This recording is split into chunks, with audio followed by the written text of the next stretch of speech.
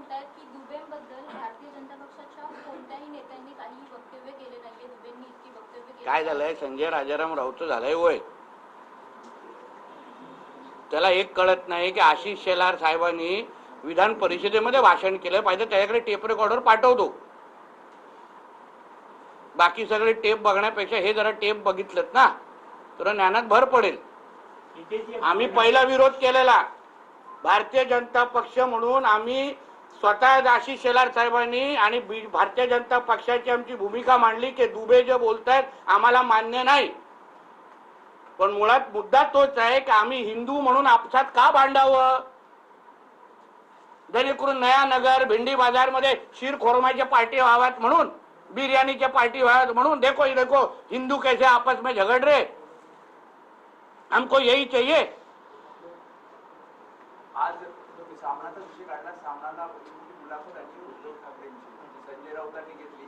माझ्या घरी पाणी येतं बाबा, मी सामना नाही वापरत. त्याच्यात ते असं म्हणतायत की निवडणूक आयोग म्हणजे शेंदूर फासेला धोंडे आहे. हो बरोबर ना, कारण का लोकसभेचे निकाल पण जे खासदार ह्याचे निवडून आलेले आहेत ते पण निवडणूक आयोगाने दिलेले आहे. तेव्हा का निवडणूक आयोग वाईट वाटला नाही? तेव्हा तर अल्लाह अकबर करून हा नाचत होता सगळीकडे नलबाजार मध्ये.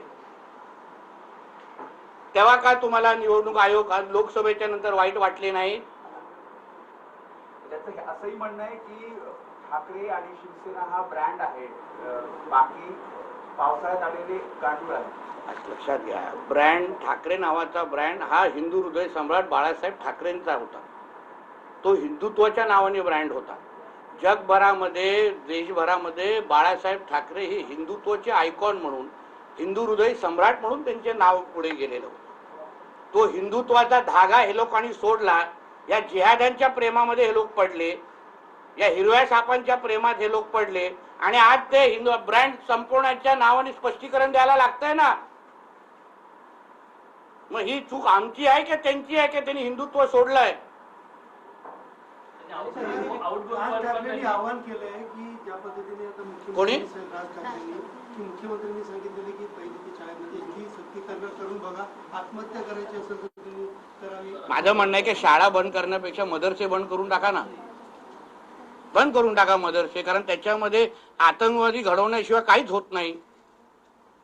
अहो बुलढाण्यामध्ये एका मदरस्यामध्ये यमनचे नागरिक लपलेले, यमनचे असंख्य मदरसांमध्ये तिथे जिलेटिनच्या काड्या सापडतात, तलवारी सापडतात.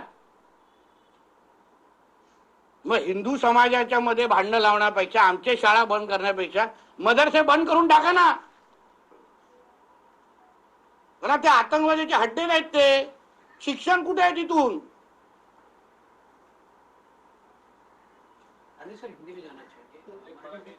हो गया मराठी.